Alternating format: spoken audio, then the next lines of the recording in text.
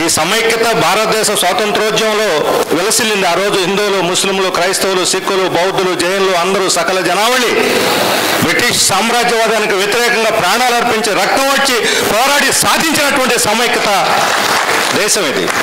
అంతకుముందు చీలికలే, ముక్కలే, మతాలు, కులాల పేరుతో తన్నుకుంటున్నటువంటి దేశం ఐక్యమైంది స్వాతంత్రోద్యమంలో.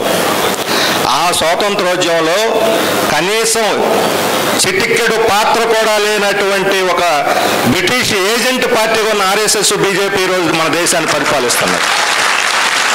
అది మన దురదృష్టం. భారతదేశ ప్రజలు సిగ్గుతో తలదించుకోవాల్సినటువంటిది ఈ స్వాతంత్రోద్యమంతో ఏమాత్రం సంబంధం లేకుండా వెన్నుపోటు పొడిచినటువంటి వాళ్ళు ఈరోజు దేశ అధికారంలో ఉన్నారు. అందుకనే సమైక్యతకి ప్రమాదం వచ్చింది.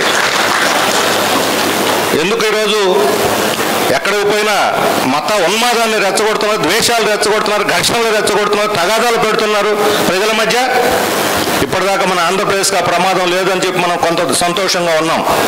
ఉత్తరాది రాష్ట్రాల్లాగానో, పక్కనున్న కర్ణాటక లాగానో, కనీసం తెలంగాణ లాగా కూడా లేదు.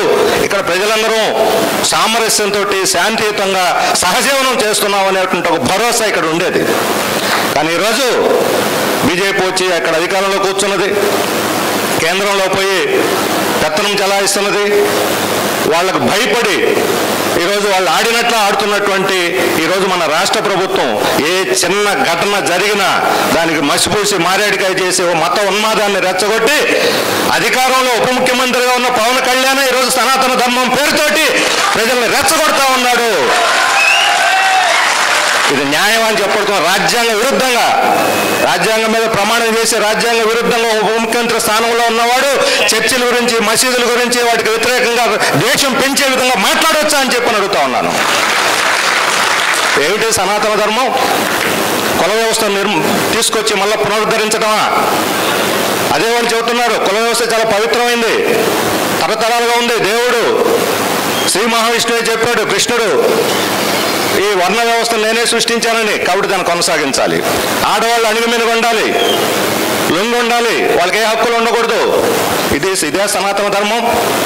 మన దేశంలో తరతరాలుగా సాంప్రదాయంగా అనేక అభ్యుదయ పోరాటాలు జరిగాయి, కుల వ్యతిరేక పోరాటాలు జరిగాయి, భక్తి ఉద్యమాలు జరిగాయి.